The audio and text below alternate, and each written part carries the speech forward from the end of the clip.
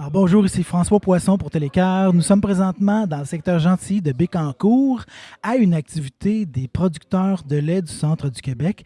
Je suis avec le président de cet organisme qui est aussi vice-président de l'instance provinciale des producteurs de lait du Québec et lui-même producteur Alain Brassard. Bonjour. Bonjour.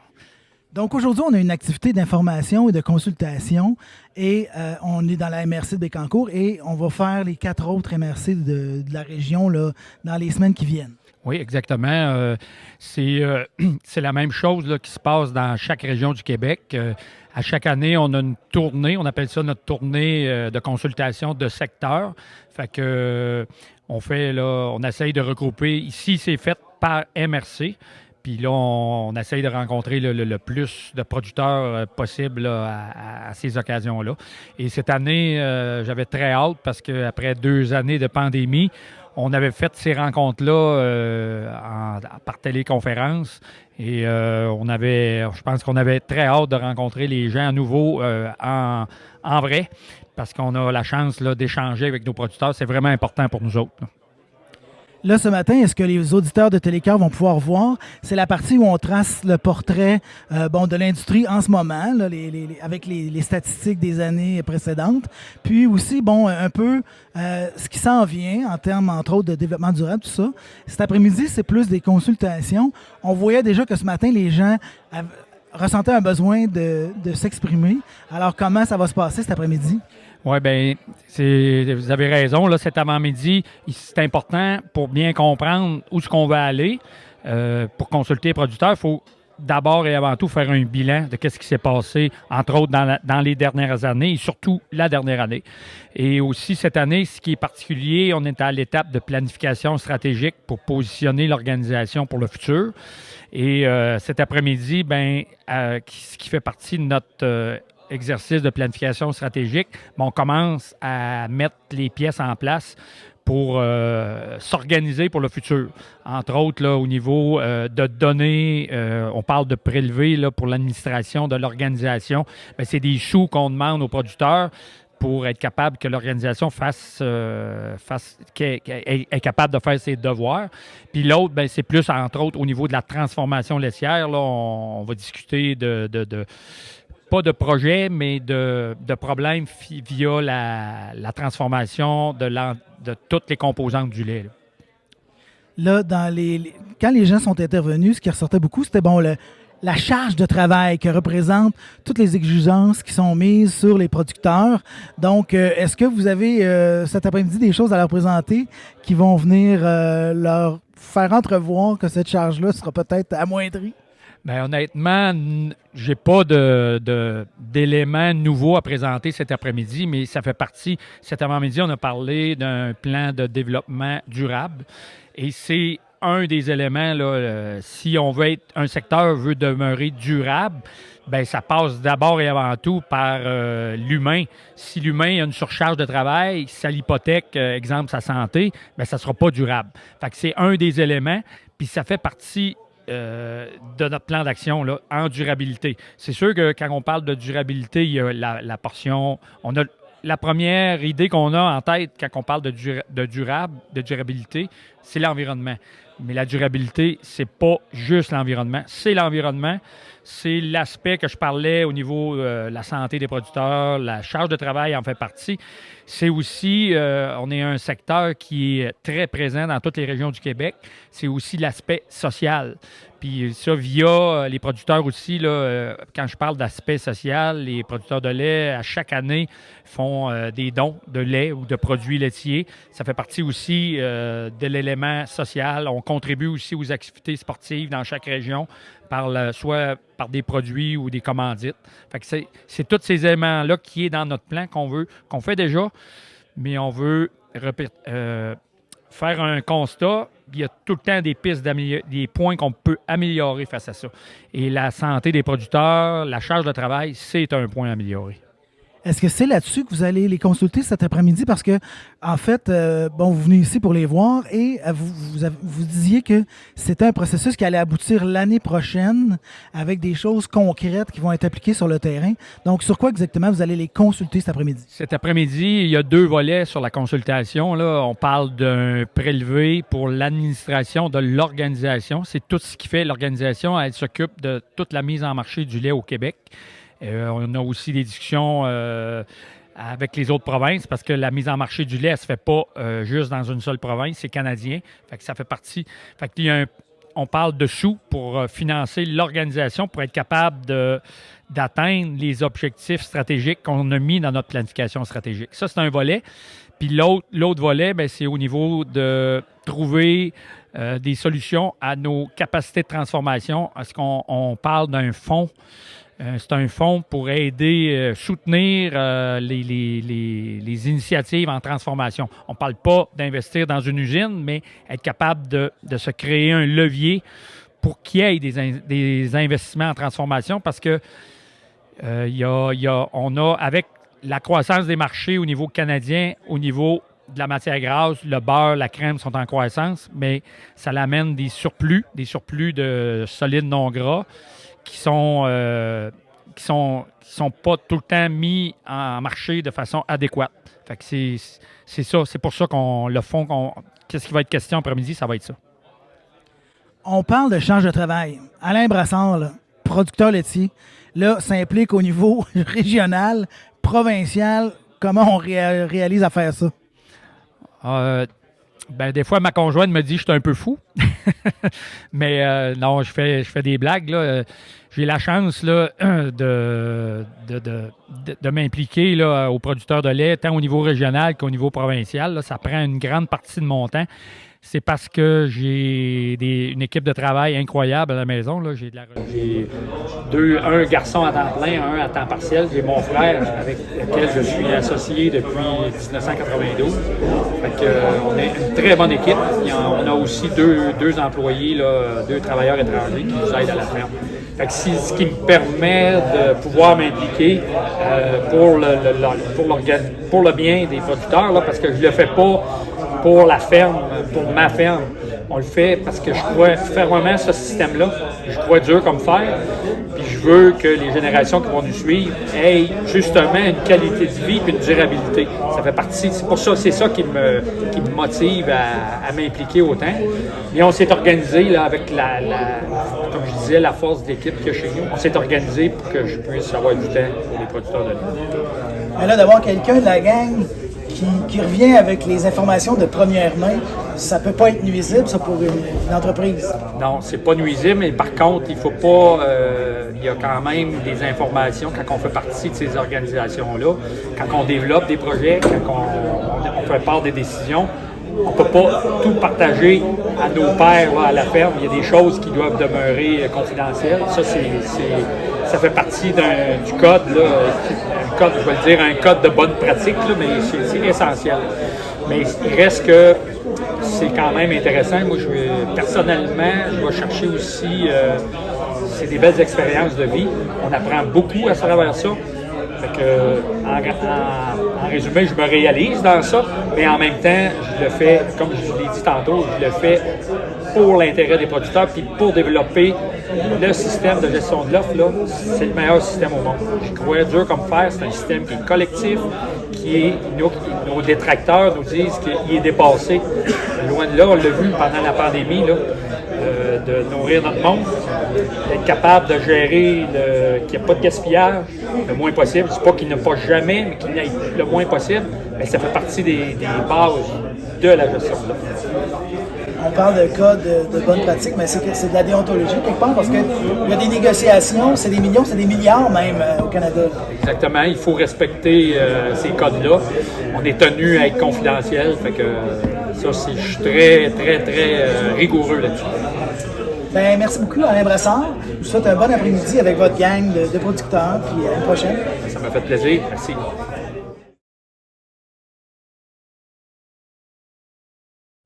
On commence. Les sujets, là, si je cache, je vais peut-être me tasser un petit peu. Là. Si je cache, vous me le dites. Bon, le mot bienvenue est fait. Bilan en jeu, on fait comme à chaque année, on fait un petit retour là, sur la dernière année laitière, ce qui s'en vient, perspective de prix. Nancy va nous faire une présentation, là, les deux sujets, planification stratégique et plan de développement durable. Ça va compléter notre avant-midi. On dîne ensemble. En revenant du dîner, on va procéder à l'élection de des administrateurs qui sont en élection et nommer délégués substituts. On vous donnera les détails là, juste avant le dîner là, pour vous faire une tête de qui est en élection.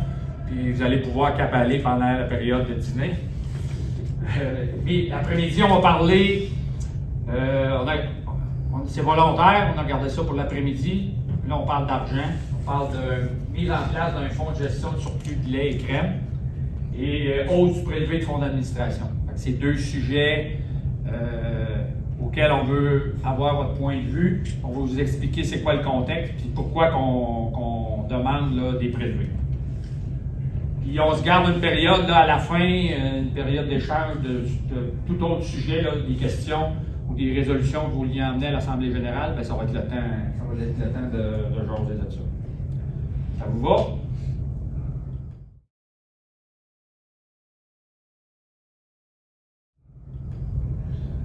On recommence avec bilan et enjeux.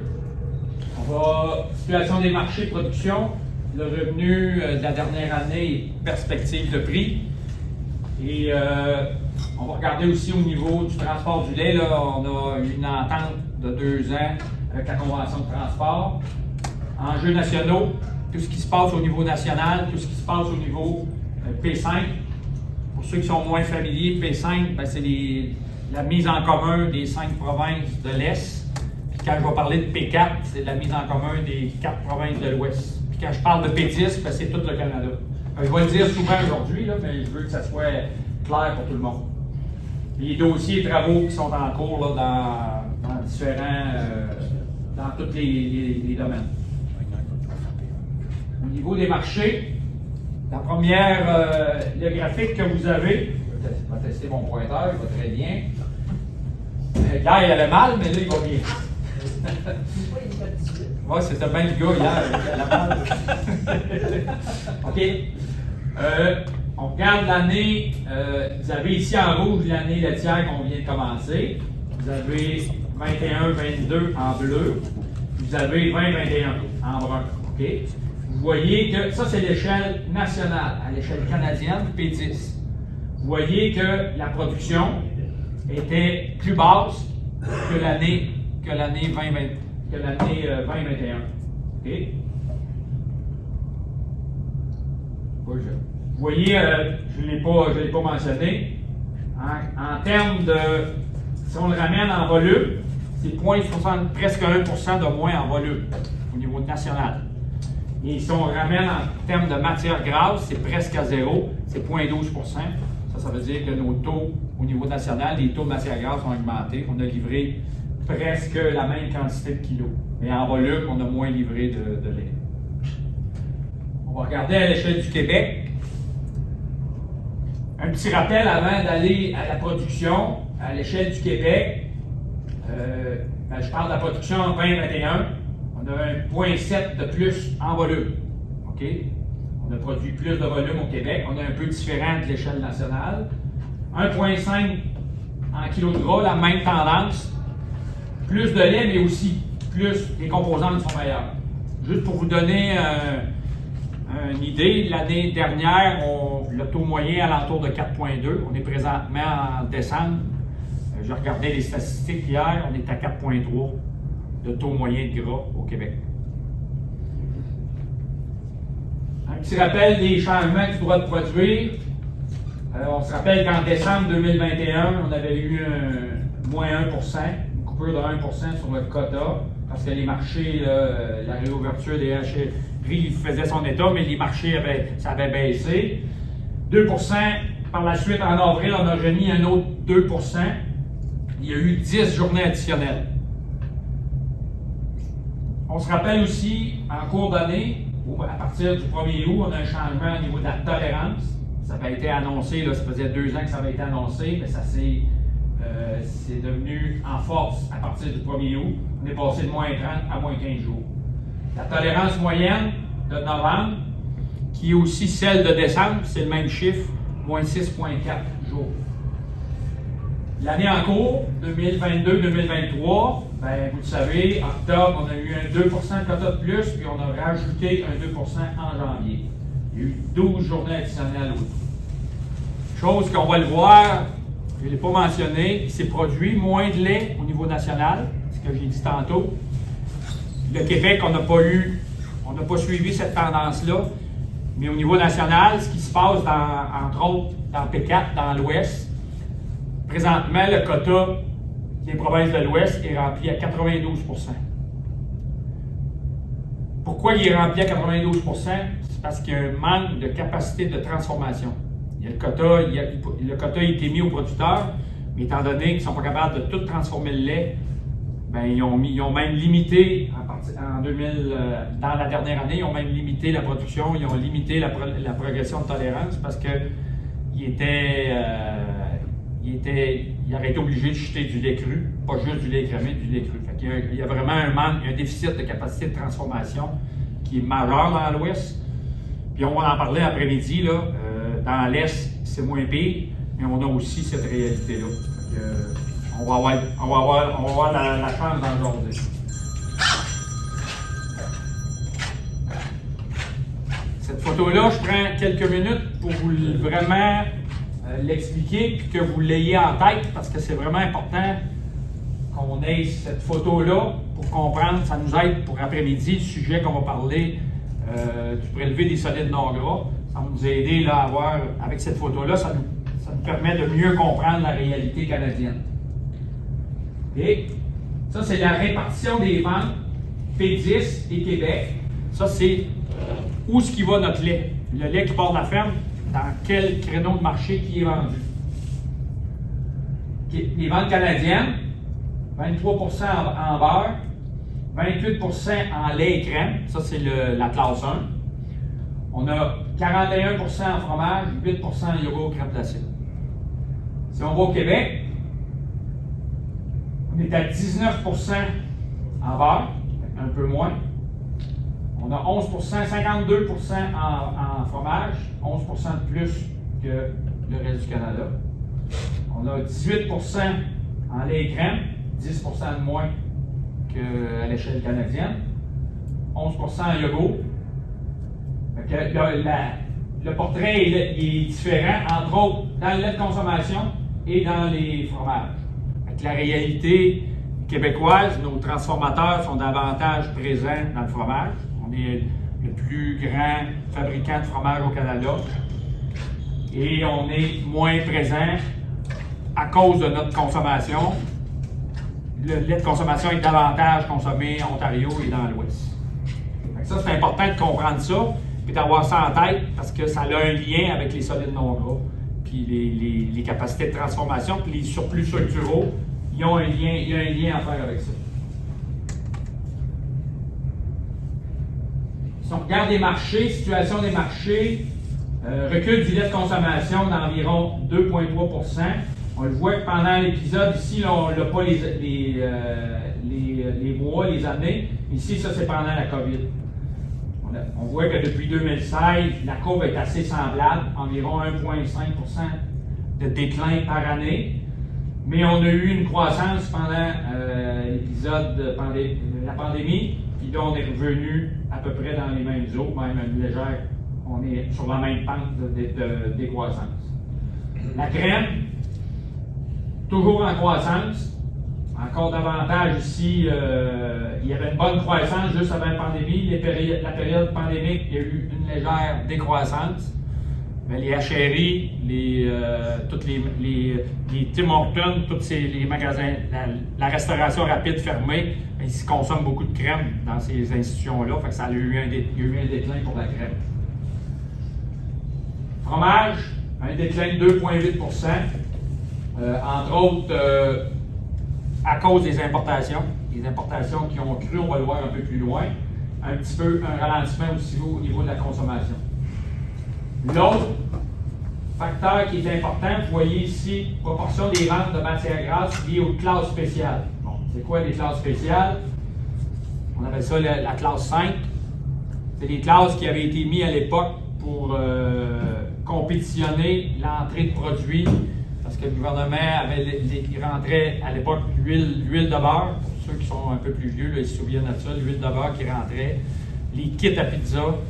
C'est classes pour compétitionner l'entrée de ces produits-là, parce que le gouvernement n'avait pas mis ses culottes, là, je vais le dire comme ça, pour empêcher ces produits-là de rentrer. Bien, il y a eu des prix, il y a une classe d'ingrédients qui a été faite pour compétitionner ces produits-là. Puis on voit qu'il y a de la croissance. Encore perdu, bon, il est là. Ah. Il y a de la croissance, on est à 13,7 du quota canadien qui est vendu là. C'est 13,7 de votre quota. Ce qui est en jaune, c'est le beurre. On voit que c'est 9,4 de ce bâton-là qui est en beurre. C'est quoi le beurre en classe spéciale? Je vous donne l'exemple. Je fais des croissants. Je suis un surtransformateur. Mais je peux acheter ce beurre-là dans cette catégorie-là. On appelle ça la 5B. Puis ça, c'est basé sur le prix américain. Là, on sait que cette année, ça a une influence, c'est 13,7 de notre quota. Le prix mondial a une influence. Puis là, on sait que le prix mondial est bon, fait que ça donne une chance à notre prix du lait présentement, parce que les prix mondiaux sont très hauts. Situation des marchés, recul de la fabrication de beurre, j'en ai parlé. Un peu dans l'Est, surtout dans l'Ouest, déficit de capacité de transformation. Il y a eu, on voit qu'il y a eu 2,4 de moins. Malgré une hausse de consommation, puis là, on sent qu'il y avait une hausse pendant les 2 dernières années. On voyait un 5-6 de croissance dans le beurre. Puis là, on voit un léger fléchissement. Ça reste à voir. On va voir ce qui va se passer dans les prochains mois, dans les prochaines années, mais il y a un petit ralentissement. Mais c'est encore en croissance. Hausse pour le yogourt, 2,1 mais ça, c'est quand même une bonne nouvelle pour le prix du lait, parce que ça l'utilise les solides non gras. C'est sûr que le yogourt, c'est pas là que notre matière grasse est là, mais c'est une belle place pour l'utilisation de nos solides non gras, puis on est en croissance. Fait que tout ça, ces deux facteurs-là, ça a un effet qui est positif sur le revenu, parce que le beurre, c'est pas le produit le plus lucratif pour notre pool, pour notre prix du lait. Puis le yogourt, il nous aide à bonifier notre prix. J'ai parlé des importations tantôt qui font mal. Ici, les bâtonnets, on ne lira pas tous les bâtonnets. Vous avez l'année 2020-21, 2021-22. Augmentation de 2,4 millions de kilos par rapport à l'année précédente. On sait que ça cumule les 3 accords, les 3 derniers. On n'a pas l'OMC là-dedans. Là. C'est l'accord, c'est le Trans-Pacifique, le PTP. Là. Je vais prendre les acronymes. On a la ECG qui est l'accord économique avec l'Europe. Puis on a le dernier accord, là, la CEUM, qui est intégré là-dedans. Fait que les 2 premiers accords sont rendus au maximum de leur contingent. Les contingents ne sont pas remplis au maximum, mais on est rendu à terme. Et la CEUM, on va être à terme en 2025-2026. C'est pour ça qu'il y a une augmentation, parce qu'à chaque année, il y avait un peu plus de kilos qui étaient qui rentrent. Vous avez en bas, dans le bas du tableau, 2020-2021, c'est 17,7 millions de kilos si les contingents étaient remplis à 100 okay? Il y a eu 12,8 millions de kilos qui ont rentré. Le taux de remplissage est à 73 2021-22, si les contingents étaient remplis à 22,7 millions, on aurait eu à 100 excusez, on aurait eu 22,7 millions de kilos, puis il est rentré 15,2 millions de kilos. On est à 67 de taux de remplissage. Ça, c'est quand même une bonne nouvelle pour nous, parce que si ça serait à 100 il n'y aurait pas eu d'émission de quota ou il y aurait moins de quota. Mais on sait pourquoi le 67, il y a eu quand même, là, on l'a vu, 2,4 millions de kilos de plus. Pourquoi 67? Pourquoi c'est en régression? Vous savez, là, les importations, c'est plus compliqué que c'était. Des conteneurs moins disponibles, plus dispendieux. Il y a aussi l'effet des prix mondiaux qui sont très élevés, fait qu'il n'y a pas nécessairement d'incitatif financier pour les importateurs à n'importer. Il n'y a pas d'argent à faire, c'est pour ça que les taux de remplissage sont moins élevés. Puis, juste pour finir là-dessus, on constate aussi la proximité du marché. Dans l'accord Trans-Pacifique, on voit que les taux de remplissage sont très bas parce que le marché, la proximité, c'est pas proche. Le ECG presque tout rempli dans les fromages. Dans les fromages, les taux de remplissage dans le fromage sont presque à 100 là, en haut de 95 %. Puis dans la CEUM, ben, c'est les Américains. On est très proches. Les taux de remplissage sont pas à 100 %, mais ils vont être très élevés. Il faut s'attendre à ce que ça rentre là, presque en totalité. Un petit coup d'œil sur les stocks de beurre. C'est un élément important d'avoir tout le temps un œil sur les stocks de beurre parce que c'est notre soupape. On émet le quota, on regarde la consommation, mais quand il y a un excédent, ça se retrouve dans les stocks. Puis normalement, notre stockage de beurre, il se fait à partir de l'hiver. C'est dans l'hiver qu'on refait nos stocks. On voit, si on compare les années, on recule de 4 ans, 3 années en arrière, on voit que la courbe est beaucoup plus basse. On est à 18 000 tonnes. Bon, ce n'est pas le chiffre réel, ça, c'est des chiffres de novembre. On est présentement, là, de novembre à décembre, on a progressé de 2300 tonnes. C'est-à-dire qu'on est à 20 800 tonnes présentement en stock de beurre. C'est encore plus bas que la moyenne, mais c'est quand même particulier parce que vous voyez qu'à chaque année, entre novembre et décembre, ça baisse. Puis cette année, on a monté. C'est assez particulier. Il y a peut-être des choses qui expliquent ça. Entre autres, on a remarqué, puis on le questionne, là, on n'a pas tout eu les réponses.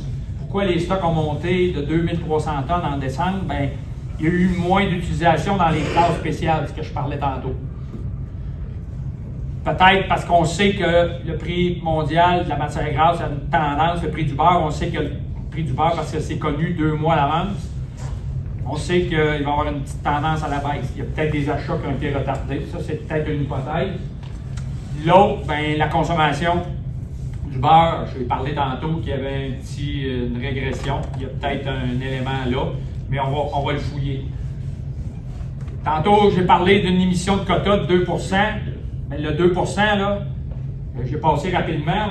On va le voir tantôt. Le marché, il n'est pas en croissance. Le quota canadien, la demande n'est pas en croissance. On est à peu près à 0,3 % d'augmentation. C'est rien, c'est presque à zéro. Puis là, on a émis un 2 % de quota. C'est pas lié à la croissance du marché, c'est pour refaire les stocks de beurre. C'est pour ça qu'on se tient.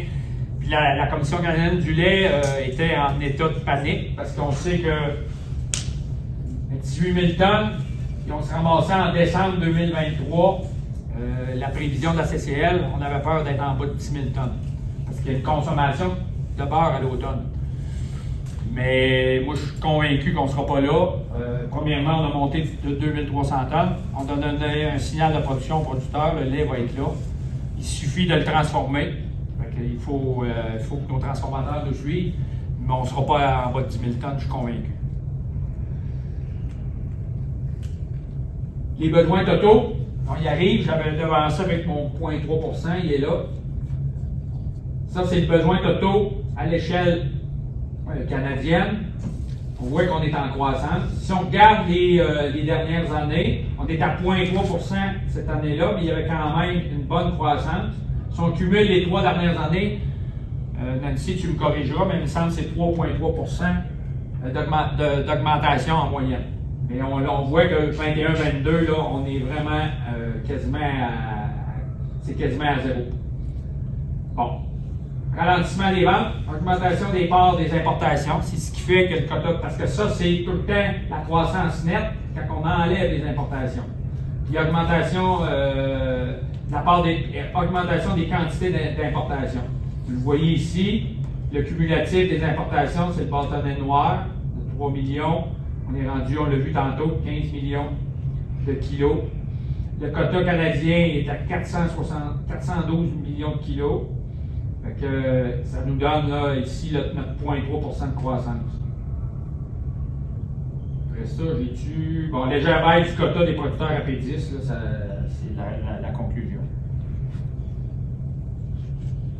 Ça va? Là, je vais passer au transport. Puis, on reviendra si. C'est pas le transport, c'est le revenu avant. J'étais rendu au transport, mais c'est le revenu. OK, en termes de revenus, là, bon, on va aller rapidement. On voit qu'il y a eu un changement assez. Puis qui était dû, là. On est parti là, de 75 et 94 en 2017-2018 pour nous amener là, à la dernière année à l'hectolitre moyen là, de 87 et 39. On va passer en revue là, c'est quoi les choses qui ont fait qu'on est arrivé là.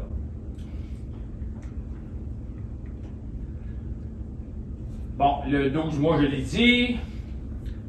Bon, les facteurs d'influence sur le revenu, les effets qui sont négatifs, ben, baisse du lait de consommation. Ça, c'est pas un phénomène nouveau. Là. Le lait de consommation il est en pente descendante. On a eu un regain pendant la pandémie. Là, il y avait de la croissance dans le lait de consommation pendant la pandémie. Mais là, on est revenu dans une décroissance d'à peu près similaire avant la pandémie. On parle de 1%, 1,5%, c'est dans ces eaux-là. Augmentation des besoins en crème. Fait que, même chose que le beurre, quand on prend de la crème, les solides non gras sont en surplus. Augmentation dans les classes spéciales, on l'a vu, je l'ai parlé tantôt. Les effets qui ont un effet positif par rapport au prix, baisse on a fait moins de beurre. Fait que ça l'aide à monter le prix. Augmentation dans le yogourt, on l'a vu tantôt. Ça, le yogourt, c'est intéressant. C'est de l'utilisation à 100% des solides non gras. Les prix mondiaux élevés, ça, c'est un point très important. On n'a aucun contrôle là-dessus. On a, en cours d'année, eu des prix mondiaux. Je parle des solides non gras. On est allé jusqu'à au-delà de 4,5$ du kilo. Le prix moyen des 10 dernières années, 2,10$. C'est le double. Fait que juste ça, l'effet du 2$ de différence, là, c'est environ un 4$ l'hectolitre d'écart sur notre pôle moyen. Fait que ça, il faut avoir ça en tête. Là. Je veux que mon message soit clair. Là. Ça, on n'a aucun contrôle là-dessus. On a une portion de nos ventes qui sont soit en matière grasse ou en solides non gras, qui sont directement influencées par ça. On va travailler pour que nos classes, on a des travaux en cours là, sur les classes pas d'exportation, mais les classes spéciales. On veut essayer de bonifier le prix, mais c'est pas facile, cette négociation, ça va se faire au niveau national. On veut bonifier là, mais le prix mondial, il y a quand même une bonne influence sur notre prix de pôle moyen. Fait que c'est quand on fait nos budgets, là, il faut avoir ça en tête là, dans notre planification à chacun chez nous là, dans nos fermes. Il y a aussi l'ajustement qu'il y a eu au 1er février et au 1er septembre. On va en parler un peu plus loin. Bon, la hausse des prix mondiaux, pourquoi? Ben, la demande pour les produits laitiers là, est croissante. Les coûts de production élevés partout sur la planète, là, c'est pas étranger à nous autres. Le prix des céréales, le prix du pétrole. Baisse de production dans certains bassins laitiers. Ce que j'expliquais tantôt, Nouvelle-Zélande, Europe, il y a une baisse de production. Les enjeux climatiques, ce que j'ai parlé tantôt, les sécheresses, là, on voit là, la Nouvelle-Zélande, il y a présentement une taxe sur les émissions de gaz pour les animaux, pour le bétail. Fait que c'est des contraintes importantes pour les producteurs. Vous avez ici l'avance. Parce que c'est l'avance qu'on a eue en septembre. On avait eu une augmentation de 2,5%, ce qui nous donnait, je ne sais pas si on l'a à l'écran, environ 1,92 d'augmentation. Pourquoi une avance en septembre? Ben, c'est ce qu'on avait, on s'était entendu comme avec les producteurs de toute à l'échelle canadienne, de faire une demande parce que, justement, la portion où on l'a tout vécu, là, les coûts de production ont monté là, dans cette portion-là, là, dans le début de l'année à cause de la guerre. Puis c'est sûr que nos coûts de production avaient monté, mais ça prenait de l'argent là, pour qu'on soit capable de continuer à produire. Fait que, on a eu cette avance-là en septembre. Là, c'est ce que j'expliquais là, dans cette portion-là. Excusez, mais je ne l'ai pas pratiqué encore que le PowerPoint. C'est l'animation. Quand je me l'ai regardé un matin, je n'avais pas ça, mais là, c'est pour ça que je devance. Ici, c'est peut-être important d'expliquer, de prendre le temps d'expliquer la mécanique du calcul du coût de production. Okay? Je sais que vous avez probablement vu les choses là-dessus, mais c'est important de bien le comprendre. Vous avez la formule du coût de production. Là, on parle du 1er février, là, ce qu'on va avoir dans les prochains jours. C'est calculé de cette façon-là. Okay? Il y a 50 okay, qui est calculé sur la variation du coût de production. Okay? Puis ça, c'est pour ça que le coût de production est 2,23. On divise par 2, ça fait que ça nous a donné 1,15. Là, vous allez me dire, ouais, 2,23, c'est pas tant que ça.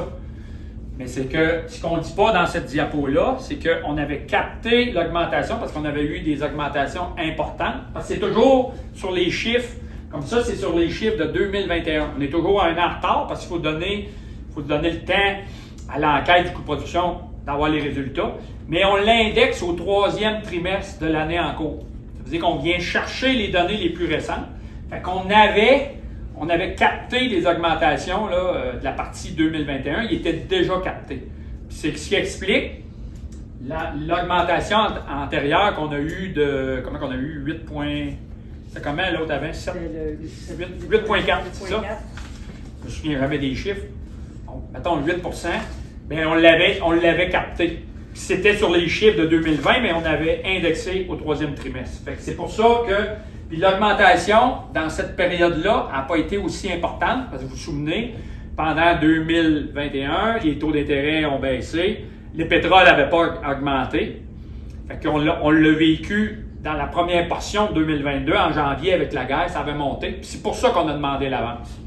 Je ne sais pas si c'est clair, là, mais il faut vraiment comprendre ce petit bout-là. L'autre portion, 50 ben on prend l'IPC, c'est assez simple. On prend l'IPC qui était de 6,12 pour la période. On divise en 2, ça nous donne un 3,06. On continue. Ça nous donne, si on fait le calcul des deux, là, c'est juste mathématique, ça nous donne un 4,175. On retranche l'avance, parce que l'avance qui a été donnée au mois de septembre, le 2,5, ça donnait 143 millions. Il faut la retrancher parce qu'elle était déjà consentie, parce que dans le calcul, ça nous donne l'augmentation du mois de février de 2,2, 2,19. C'est ça qui va être calculé dans notre prix à partir du 1er février. C'est bon? Fait que vous avez ici l'indexation de 2,19. La reprise de la croissance dans les fromages, probablement peut-être un peu, on ne sait pas comment, mais c'est un effet là, qui peut être positif. Après ça, recul du lait de consommation qui est toujours là. Augmentation dans le beurre. Si on fait un peu plus de beurre pour faire des stocks, ça va avoir une influence. Après ça, la croissance dans la transformation secondaire. Qu'est-ce que je parlais tantôt dans les classes spéciales. Puis l'augmentation, mais si on fait du beurre, ben, les solides non gras qui vont en découler, ben, ça a une influence. Là. Si ces solides-là ne sont pas valorisés, entièrement valorisés, ben, ça a une influence sur notre prix. Bon, les prix mondiaux. Je vais aller dans. J'aime bien cette diapo-là, je vais y aller plus vite. On fait tout le temps, chaque année, là, pour ceux qui suivent les rencontres depuis quelques années, on fait tout le temps cette diapositive-là pour essayer d'entrevoir ce qui va arriver là, au cours de la prochaine année laitière. On a deux scénarios, un peu plus pessimistes, mais un scénario optimiste.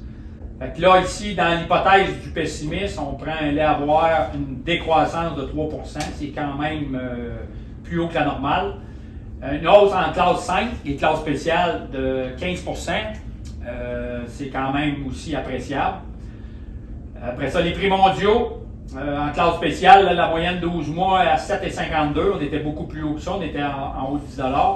Ici, là, les solides non gras, classe spéciale, une baisse à 3,20. On est présentement en haut de ça. On est à 3,70 présentement. Lait à boire ici, dans le scénario optimiste, lait à boire une décroissance moins importante. Une hausse de beurre en classe 5 de 7,5 au lieu de 15, là, c'est la moitié. Prix en classe spéciale pour la matière grasse à 9 puis les prix solides non gras à 3,50. Fait que ça nous donne ici un écart de moins 1,28, ici 1,14. Fait que ça vous donne une idée là, que le prix du lait peut, par rapport à ce qu'on a là, peut jouer dépendamment de ce qui va se passer dans la structure des ventes. C'est l'influence que ça peut avoir. C'est clair? On va rester optimiste. Mais c'est quand même, oui, c'est quand même pas tout négatif, là, mais il y a quand même des défis. Puis on travaille aussi, j'ai toujours eu comme principe, il faut travailler ce qui tire notre prix vers le bas. Puis les classes spéciales, c'est un élément. Là. C'est un élément qu'il faut travailler. Pourquoi il y a tant de croissance dans les classes spéciales? Ben, c'est parce que peut-être qu'il y a peut-être une marge de manœuvre qu'on a, entre autres, sur le prix. C'est si alléchant que ça pour les surtransformateurs. C'est parce que s'ils veulent le beurre canadien, qu'ils l'aiment, ben, moi j'ai un principe, tu le payes. Fait que, mais ça, c'est facile à dire ici, là, mais quand on le négocie, c'est une autre histoire, là, mais on travaille là-dessus.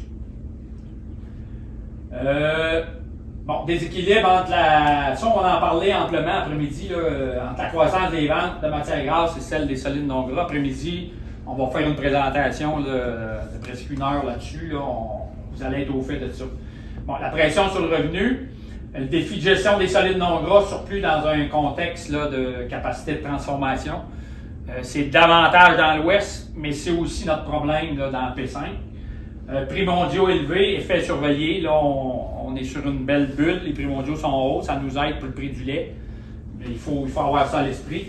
Après ça, négociation producteur-transformateur. Ben, j'en ai parlé. Je parle des classes spéciales, mais il y a un paquet d'éléments là-dessus. On s'apprête à négocier au niveau national les ententes avec les transformateurs. Fait qu'on s'apprête à le prix des classes, il y a un paquet d'éléments. Fait que ça aussi, là, c'est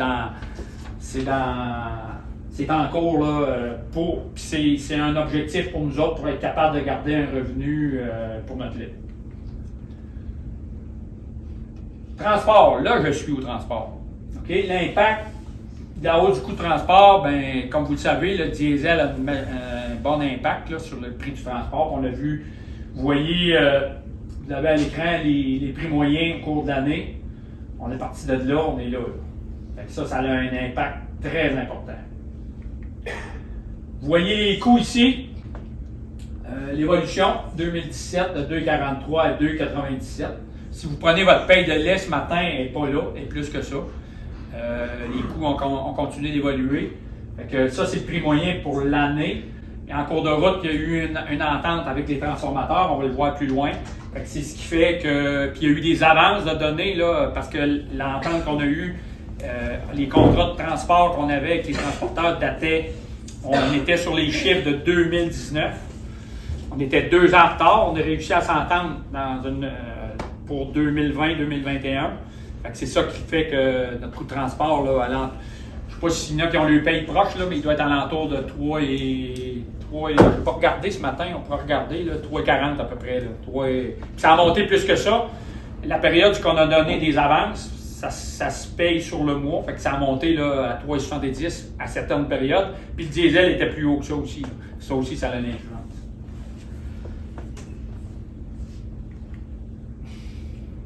Vous avez ici l'échelle P5 là, qu'on parle parce que les prix de transport, on négocie au Québec, mais on partage ces coûts-là avec l'ensemble des provinces P5. Fait que vous avez l'écart entre P5 et Québec, mais c'est poulé. Fait que 3,12 2,97. C'est quand même proche, mais il y a une petite différence. C'est normal aussi parce que dans les provinces, entre autres les maritimes, le transport du lait, il y a moins de producteurs, ils sont plus loin des usines, fait qu'il y a des frais supplémentaires, c'est normal. Puis en Ontario, il y a quand même un bon volume de production, mais les usines, ils sont davantage. Il y a une bonne partie du lait qui se fait dans l'ouest, mais il y a beaucoup plus d'usines dans l'est. Fait que c'est des frais de transport. Fait que c'est quoi la convention de transport qui a été négociée là? Ça, c'est la partie normative, c'est les règles. On ne parle pas de finance. Là. La partie finance, on va le voir plus loin. Ça, c'est on a une entente là, comme j'ai dit tantôt. La dernière entente datait de 2019. On a une entente jusqu'en 2024. Okay? Le premier point, c'est mise en place d'un protocole de gestion des manquements.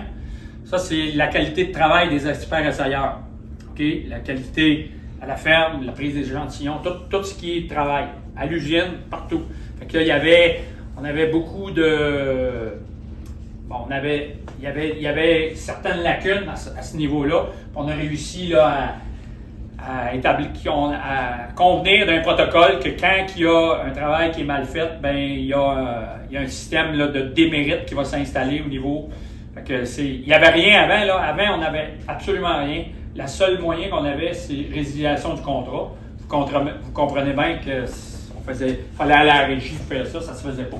Fait que là, au moins, c'est un peu comme, pour vous donner une image, un peu comme un permis de conduire. Tu as des points de démérite, puis à un moment donné, si tu as atteint tes points, ben là tu vas avoir un problème. Fait que ça, c'est quand même un gain. C'est un projet pilote. On va l'essayer là, pendant 2 ans. Puis ça a été difficile là, de convenir de ça, mais on a réussi. Fait que c'est quand même une bonne nouvelle. Facturation d'un supplément pour délai de livraison supérieur à 4 heures. Ça, c'est les délais vous devez avoir entendu parler aux transporteurs, les délais d'attente aux usines. Fait que on a convenu, là, c'est sûr on a convenu qu'on payait la facture après 4 heures d'attente. Mais là, on est présentement en convention de mise en marché pour discuter de ce point-là avec les transformateurs, parce que c'est pas normal. Ça peut être normal quand il y a des bris d'usine ou des bris d'équipement, mais quand c'est des délais d'attente qui sont récurrents, il n'y a pas normal. Il faut regarder aussi c'est pas tout le temps de mettre plus de baies de réception, mais de rendre ces opérations-là le plus efficaces possible. Fait que c'est le message qu'on veut laisser. Fait que ça, c'est un autre point. T'as une question? Oui, excusez, hein, tu me le dis quand j'ai. Oui, René. C'est battre un peu les autres qui payent l'attente parce que les usines sont pas assez efficaces ou ils ont pas assez. Les autres sont pas capables d'absorber l'achat de lait. Ouais. Oui, je sais que c'est un bon commentaire, puis ça, cet enjeu-là, c'est plate, c'est nous autres qui payent, mais c'est bien marqué dans certaines usines, c'est pas dans toutes les usines. Puis où est-ce qu'il y a un problème, là, on va l'adresser le problème. Je comprends. Là, vous avez une solution pour régler ça? Une solution, là, je te dis pas qu'on va avoir une entente, je peux pas te dire qu'on va on est en train de le négocier. Là. Okay. Fait que là, ça nous donne une certaine marge, puis il faut. Ce qu'on aurait aimé, c'est d'avoir, parce que on va facturer, s'ils nous facturent les transporteurs, ça prend des preuves. Puis nous autres, avec les preuves, on va être capable de challenger les usines problématiques. Regarde, tu as un problème dans ton usine, là, tu fais quoi pour le régler? Là?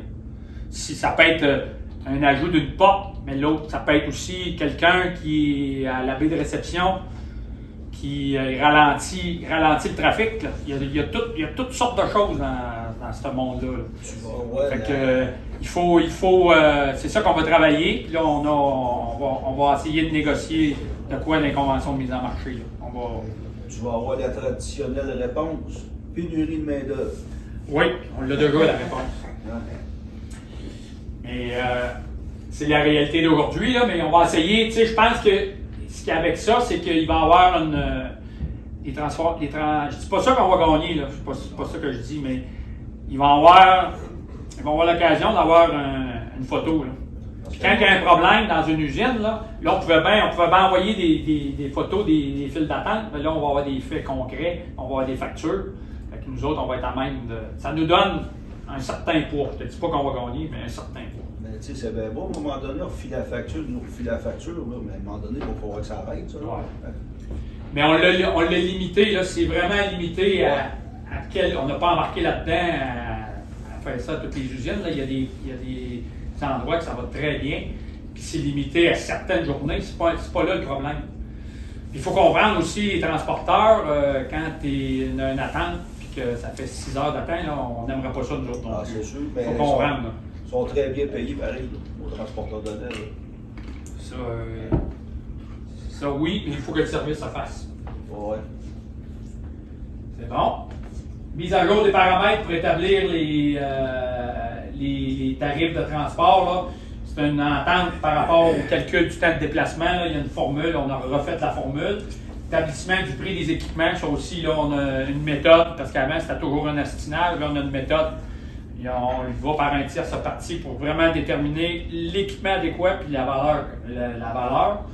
Après ça, on a une augmentation, ça c'est un gain au niveau de l'efficacité, augmentation de la capacité des citernes là, l'année prochaine à partir du 1er novembre 2023.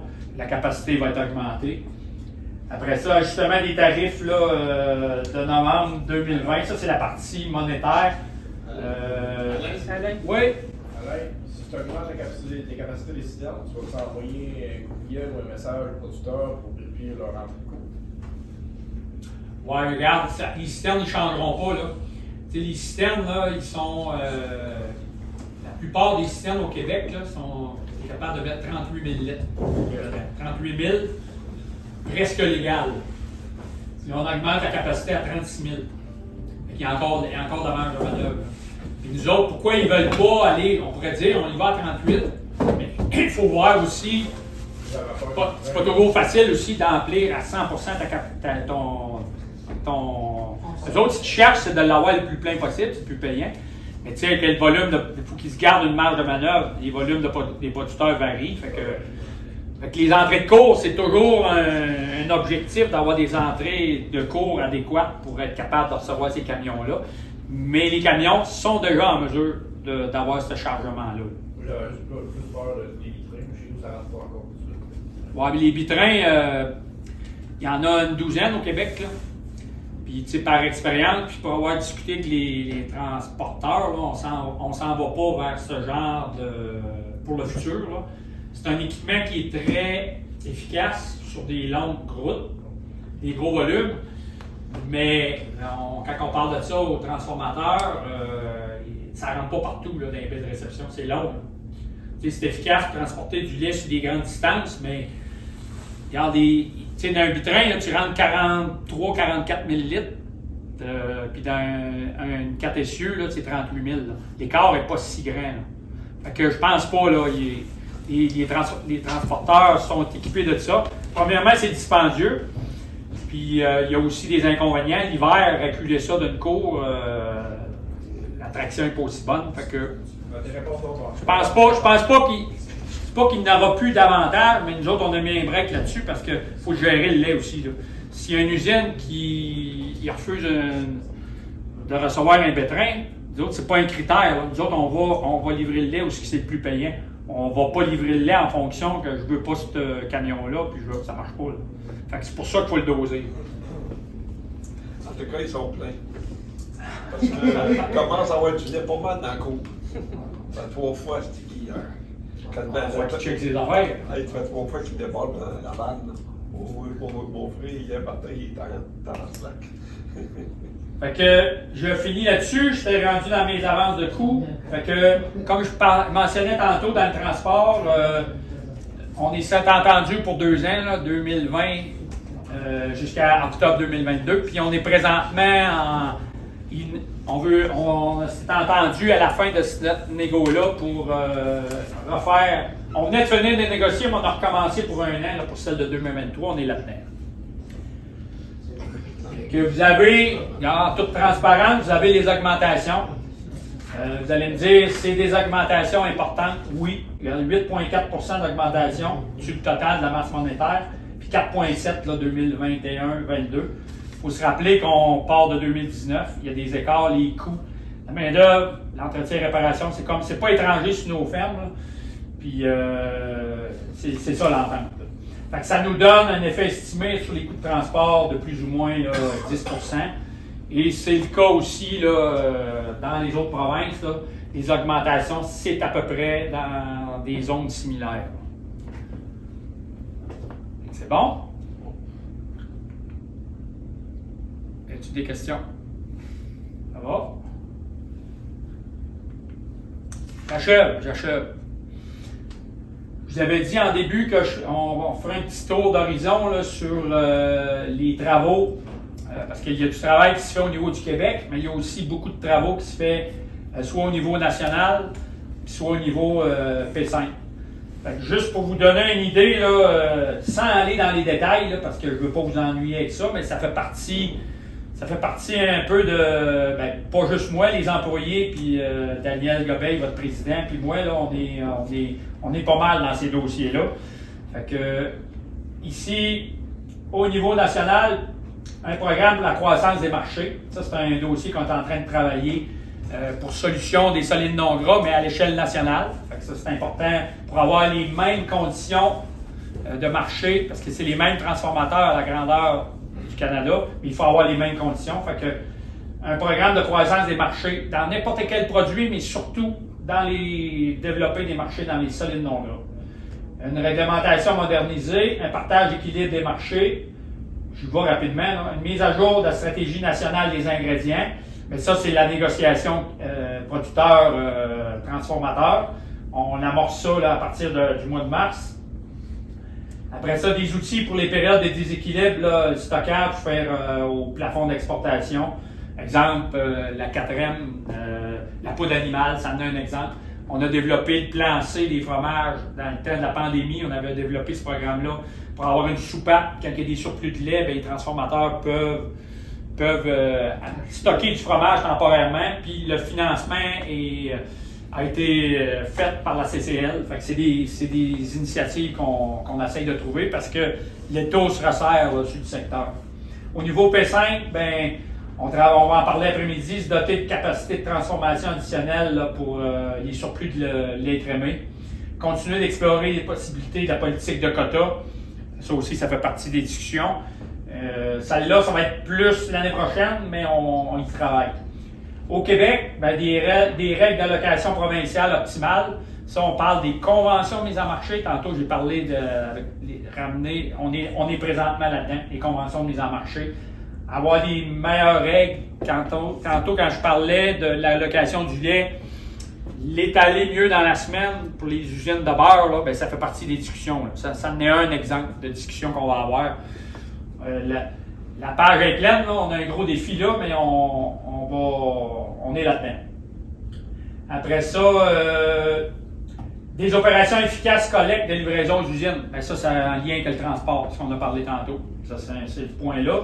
Puis mise en place là, de conditions pour favoriser l'investissement des surplus de solides non gras, c'est le sujet d'après-midi. Accords commerciaux, rapidement. Vous avez été au fait là, par les journaux de ça. Accord libre-échange Canada-Royaume-Uni. On sait que le Royaume-Uni s'était retiré du pacte, l'accord économique de l'Europe. Et là, ils veulent réintégrer les accords commerciaux, mais nous autres, c'est clair. Puis quand la ministre de l'Agriculture, elle l'a mentionné, autant Mme Freeland aussi l'a mentionné, que le Canada, on ne donnera pas d'accès supplémentaire à ce qu'il y a déjà dans le PTP. S'ils veulent avoir une entente, ça va être les mêmes autorisations qu'il y a dans le PTP, il n'y aura rien de plus. PTP, consultation de la Nouvelle-Zélande et le Canada concernant l'attribution des contingents tarifaires, ils ont vu, la Nouvelle-Zélande a vu ce que les États-Unis ont fait avec la CUEUM et le Canada, ils ont voulu faire un peu pareil. Fait que ça, on suit ça, là, c'est à suivre, on suit ça de proche, là. On veut pas non plus, dans le PTP, qu'il y ait d'accro ou de changement par rapport à ce qui est déjà négocié. Ça, c'est vraiment clair. La CUEUM, les États-Unis, vous avez été au fait, là, il y avait une contestation par rapport aux contingents tarifaires, parce qu'on avait alloué 85% des contingents tarifaires aux transformateurs. Il y a eu un panel, puis on avait ciblé ça en pour les transformateurs, puis le panel a reconnu que cette façon de faire-là était peut-être un petit peu discordante par rapport à ce qui avait été entendu. Fait que ces pôles-là ne devront pas être exclusifs aux transformateurs. On peut les offrir, mais ils ne pourront pas être exclusifs. C'est ça qui est en cours. Là. Fait que les Américains, c'est une façon différente là, depuis le changement de président. Les démocrates sont plus travaillent en dessous, tandis que M. Trump, lui, il travaillait direct dessus. Les démocrates sont un peu plus en dessous, fait qu'il faut être aux aguets de ça. Mais jusqu'à date, le gouvernement canadien, on n'a pas de certitude, mais il a quand même rassuré qu'on était conforme par rapport à cette entente-là. Fait que ça aussi, on suit ça de proche. Compensation, vous êtes au fait là, rapidement, c'est juste qu'il y a un peu plus de détails. Le 1,2 milliard, ça a été annoncé sur 6 ans. OK? Ça fait suite, ça c'est pour la CEUM. Les 2 premiers accords, vous avez probablement, peut-être la plupart, peut-être pas tous, mais la plupart d'entre vous avez reçu le dernier paiement. Et là, on va enclencher le dernier accord. Fait que c'est 1,2 milliard. Dans la même mécanique qu'on a là, ça va se faire par la CCL. C'est exactement la même mécanique. Qui vont être versés, là, vous l'avez à l'écran, 25 300 millions en 2024. Fait que la majeure partie de presque 50%, pas tout à fait, va être versée dans les 2 premières années, parce que ça va être résiduel pour les années, après. Fait que c'est 3. Puis il y a aussi un volet de 300 millions pour les projets de transformation laitière. Fait que ça aussi, c'est un point important. Là, on va parler de capacité de transformation, d'investissement dans les usines laitières. Mais il y a un 300 millions là, au niveau canadien qui est alloué à ça. Fait qu'on espère que ça va inciter les transformateurs à lever la main et avoir des projets. Oui? Est-ce que ça représente les mêmes montants, sensiblement les mêmes montants plus, moins, plus? C'est un peu moins que le montant. Le montant, là, les 2 premiers accords, c'était 1,7 milliard. J'ai arrondi les chiffres. Là, on était à 1,2. Fait que c'est un petit peu moins. Si vous faites le calcul, je ne l'ai pas fait, là, 300 millions, on divise ça par, au Canada, 1 point, comment il y a? Cette année, c'était 400. Ouais, mais ça va être moins que ça, là. Ça va être en bas de 300. Là. Calculez-les, là, 300 millions, divise ça par 1,1 million de kilos. Fait que ça doit donner ça, Dominique, sa calculatrice. Là. J'ai un texto de mon employé. Je fais le calcul, là, mais ça doit donner un petit peu en bas de 300, si je ne me trompe pas. Fait que c'est un peu moins, puis il faut comprendre que le 300 millions, là, c'est pas qu'on l'a donné, mais le gouvernement a décidé, parce que c'était une de nos. Tu sais, dans cet accord-là, vous vous rappelez qu'il y a un plafond à l'exportation, okay, de 35 000 tonnes. Il y a un enjeu là, par rapport à ça, il y a un enjeu. Il faut trouver des solutions pour nos solides non gras. Fait que c'est pas négatif. Oui, cet argent-là n'est pas dans nos poches, mais s'il y a de l'investissement qui se fait en transformation, mais c'est une place pour nos solides non gras, puis il faut développer des marchés. Fait que ça peut amener. Tu sais, on a bien beau être compensé, mais compenser, puis si tu n'as pas de place pour transformer ton lait, je suis pas sûr qu'on va être plus avancé. Fait que c'est un peu de même là, que ça a été. C'est des discussions qu'on a eues là, avec le gouvernement, puis avec l'industrie, puis c'est le résultat. Fait qu'on est transparent en le faisant. Là. Fait que c'est un 300 millions que peut-être on aurait eu, mais on serait-tu plus avancé? Pas certain. Il faut voir pour le futur, là, puis l'idée, c'est de se placer les pieds pour que la production laitière se fasse dans les années futures, pour nos générations qui nous suivent, bien, qu'il y ait de la capacité. Puis le quota, il doit suivre, ça suit la population, mais ça suit aussi la transformation. On le voit ce qui se passe dans l'Ouest, là. Il n'y a pas de transformation qui s'est installée là depuis les dernières années. Il y a eu moins de transformation. Il y a un problème à transformer le lait. Il y a un méchant problème. Fait que ça nous positionne. C'est un effet. C'est pas un effet négatif. Il faut le voir là, comme ça, le 300 millions.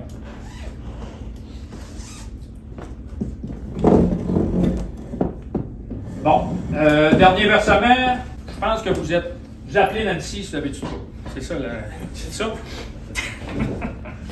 Je pense que c'est assez simple, là, ça va assez bien, là, à moins que, en tout cas, si vous avez des problèmes, vous communiquez au bureau, là, puis la procédure, je pense que tout le monde la connaît, ça va assez bien, puis c'est rapide aussi. Oui. Et voilà.